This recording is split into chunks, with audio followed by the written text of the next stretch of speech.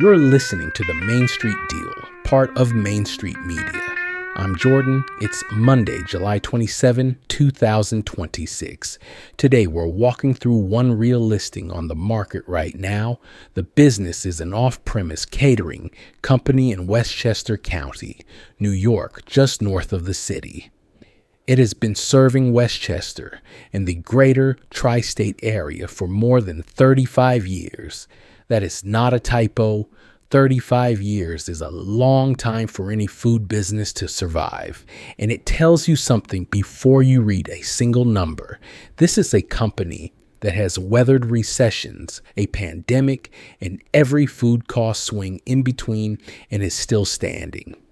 The team is 3 full-time staff, roughly 18 part-timers who scale up for events, plus a bench of contractors the owner calls when a weekend gets busy. This is a current BizBuySell listing.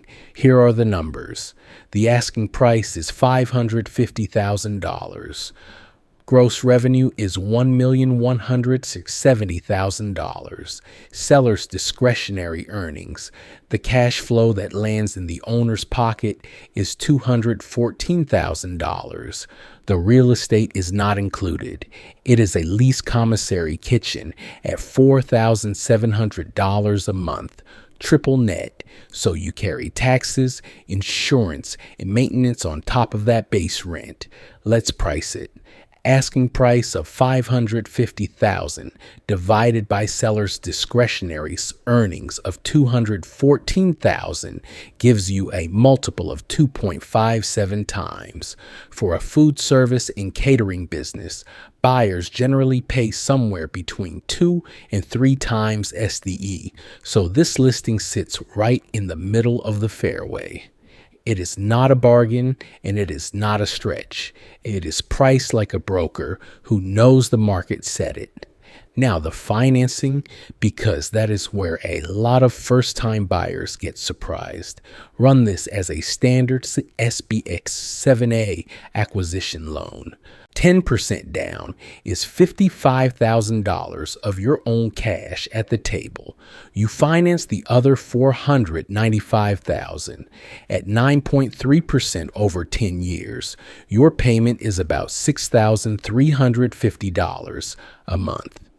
Over a full year, that is roughly $76,200 in debt service. Subtract that from the $214,000 in SDE, and you are left with about $137,800. That is what remains before you pay yourself a salary and before you cover any surprise. On a business throwing off this kind of cash, the debt is very comfortable. The question is never whether the math works on paper. It is whether the cash flow is real and whether it stays after the founder walks out the door. So here are the 3 things I would put at the very top of due diligence for this specific business. First, owner dependency in sales. In catering, the relationships are the asset. Corporate clients, wedding planners, country clubs, the venues that feed you, repeat bookings. You need to know exactly how much of that pipeline lives in the owner's personal phone and how much is institutional. Ask for the client list by revenue and look at how many years each account has been booking. If the top 5 clients are half the revenue and they all book because they golf with the seller, you are buying a much riskier business than the headline number suggests. Second, the commissary lease. You have a $4,700 triple net kitchen and you do not own it. Pull the lease and read the remaining term, the renewal options, and the escalation clauses. A catering company without a kitchen is a phone and a logo. If that lease has 2 years left and no option to renew, your entire operation is sitting on a landlord's whim, and that has to be fixed before you close, not after. Third, revenue quality and seasonality. Off-premise catering is lumpy. Look at the monthly deposits across us the last 3 years, not just the annual total. Understand how much comes from predictable corporate contracts versus one-time social events, and map out the slow months so you know how much working capital you need to carry payroll through the winter lull. $214,000 a year is a real number, but if it all arrives between May and October, you plan very differently.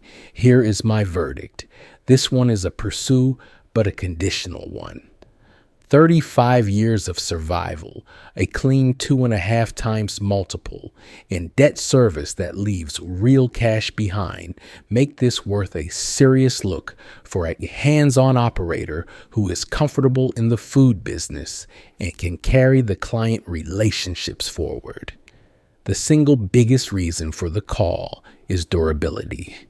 Businesses this old with this cash flow do not come up often.